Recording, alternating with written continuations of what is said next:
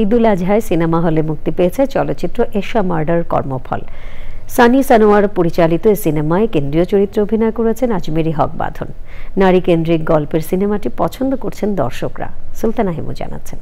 এই ঈদে জামা জুতো অ্যাকসেসরিজের ডিসকাউন্ট।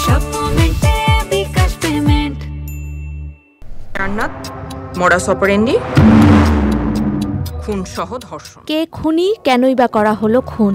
যেই খুনের রহস্য ভেদ করতে রাস্তায় নেমেছে পুলিশ প্রশাসন, এমনই এক খুনের ঘটনাকে উপজীব্য করে এগিয়েছে ঈদুল আজহায় মুক্তিপ্রাপ্ত সিনেমা এশা মার্ডার কর্মফল। আর মুক্তির পরই দর্শকপ্রিয়তায় এগিয়ে রয়েছে চলচ্চিত্রটি। বিশেষ করে নারী দর্শকরা সিনেমাটিকে এগিয়ে রাখছেন দেখার তালিকায়। মেয়েদেরকে নিয়ে কথা, ইয়ং জেনারেশনদের নিয়ে কথা, স্কুলের বাচ্চাদের নিয়ে কথা, কেন দেখবে না? খুবই ভালো হয়েছে।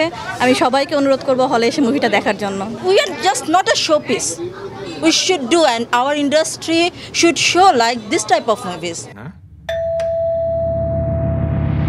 রোমান্টিক কিলার।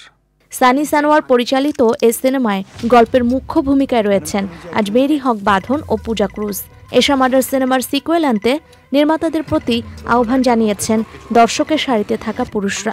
এই ছবিটা দেখাতে আমার কাছে মনে হয়েছে যে প্রত্যেকটা মেয়ের একটা যে রেসপেক্ট, এই রেসপেক্টটা দেওয়া উচিত।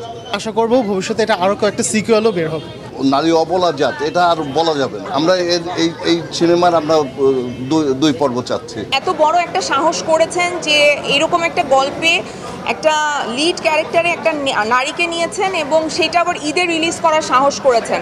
কিছু নিকৃষ্ট মানুষের বিরুদ্ধে একটা বড় দর্শকের এই ভালোবাসায় উচ্ছ্বাস সিনেমার কলাকুশলীদের। Sultana Himu, Channel I, Dhaka.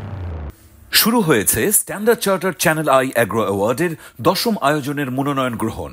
এবার নতুন ক্যাটাগরি বছরের সেরা ছাদ কৃষক সহ মোট 13টি ক্যাটাগরিতে পুরস্কার প্রদান করা হবে। মনোনয়ন গ্রহণ চলবে আগামী 15 জুলাই 2025 তারিখ পর্যন্ত। বিস্তারিত জানতে ভিজিট করুন www.agroaward.com এবং ফোন করুন 018737000556 এই নম্বরে।